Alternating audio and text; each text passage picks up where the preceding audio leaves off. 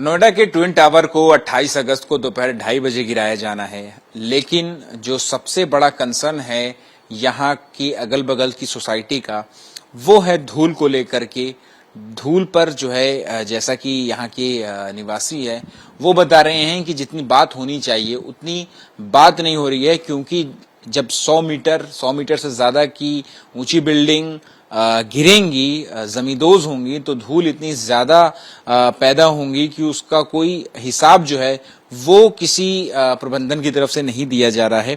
साथ ही जो रिहायशी सोसाइटी हैं ट्विन टावर के अगल बगल, उनमें कई ऐसे लोग भी, कई ऐसे मरीज निवासी हैं जिनको अस्थमा है, लंग की दिक्कत है या और भी तरह तरह की बीमारी हैं। ऐसे ही हम एक परिवार के साथ हम मौजूद हैं।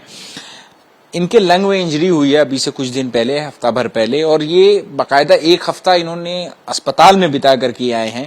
और अब इनके जहन में यही डर है कि चलो 28 तारीख को डिमोलिशन तो हो जाएगा, लेकिन उसके बाद का जो प्रोसेस है, धूल इतनी ज्यादा वातावरण में होंगी तो उसके बाद क्या होगा। बहुत शुक्रिया अंशुल जी आपका हमसे बात करने के लिए। आपकी व्यथा जो है आप खुद ही बताएं तो ज्यादा बेहतर है, दर्शकों के सामने रखें कि किस बात का आपको सबसे ज्यादा जहन में जो है वो कौतूहल मचा हुआ है 28 तारीख के डिमोलिशन को लेकर। जी बिलाल जी, थैंक यू। जो ये ट्विन टावर का डिमोलिशन सुप्रीम कोर्ट का एक अत्यंत सराहनीय कार्य है जिन बिल्डर्स को सबक देने का, इसका हम एक तरफ तो पूर्णतः समर्थन करते हैं। ये बहुत ही साहसी और अद्भुत निर्णय लिया है। इसके साथ एक ही चीज जो हमको समझ नहीं आ रही है कि जिस दिन 28 को डिमोलिशन है उस दिन धूल उठेगी, वो उठेगी। हम सब उसके लिए मानसिक तौर से तैयार हैं और शायद प्रशासन ने भी उसकी तैयारी करी। हमको इवैक्यूएट करना है, 1 दिन बाहर, 2 दिन बाहर, वो सब ठीक है। हमारी जो सबसे बड़ा कंसर्न है कि जब ये डिमोलिशन हो जाएगा उसके बाद कितने समय तक ये धूल और ध्वनि का प्रदूषण रहेगा। इसके लिए हमको कोई भी संतोषजनक जवाब एडिफाइस या अथॉरिटी की तरफ से अभी तक नहीं मिला है। अगर मैंने पिछले 7 दिन में कुछ मिस किया हो तो मैं नहीं जानता, क्योंकि मैं तो कल रात को डिस्चार्ज होकर आया हूँ।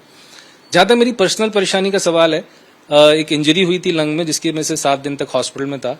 अब जो मेरे को डॉक्टर्स ने कहा है कि पोल्यूशन से दूर रहना, तो ये पोल्यूशन तो 3 महीने रहने वाला है, तो क्या मैं 3 महीने के लिए बाहर चला जाऊं? और रोज का धूल उठनी है, तो इससे कैसे हम बचेंगे, क्या करेंगे, मुझे नहीं पता। तो या तो मैं 3 महीने के लिए घर छोड़ के जाऊं।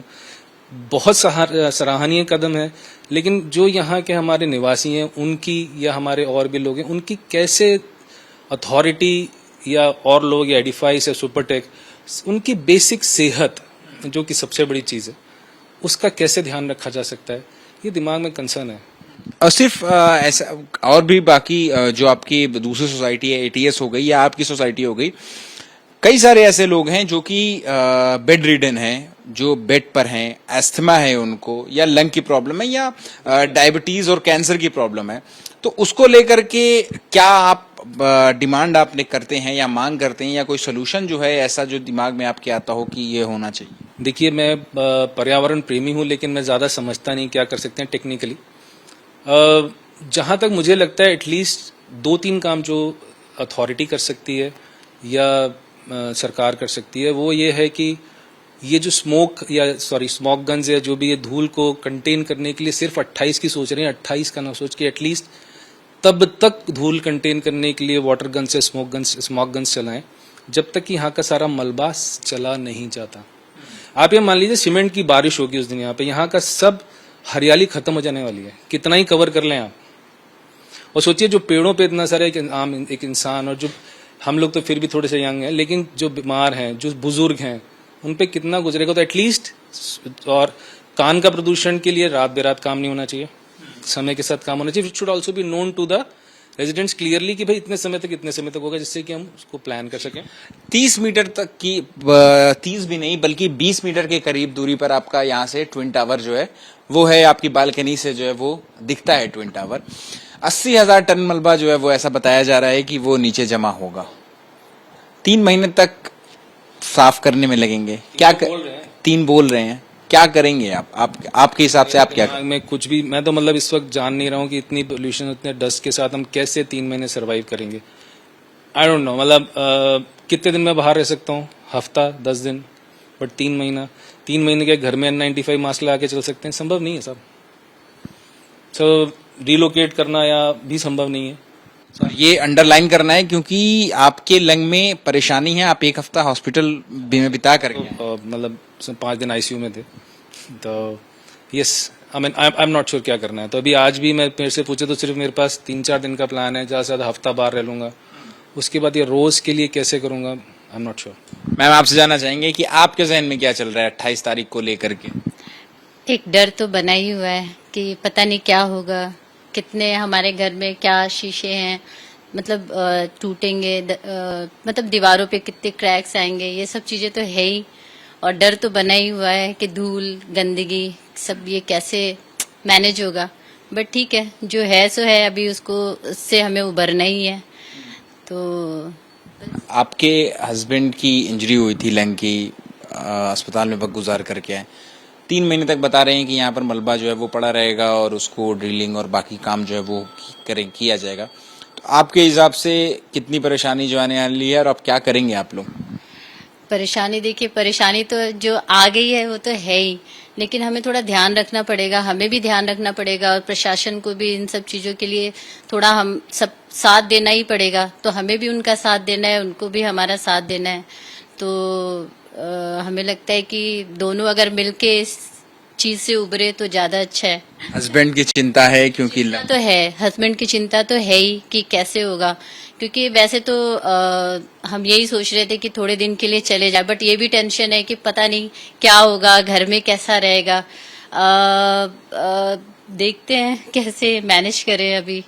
अभी तो कुछ समझ नहीं आ रहा है कि क्या करना है।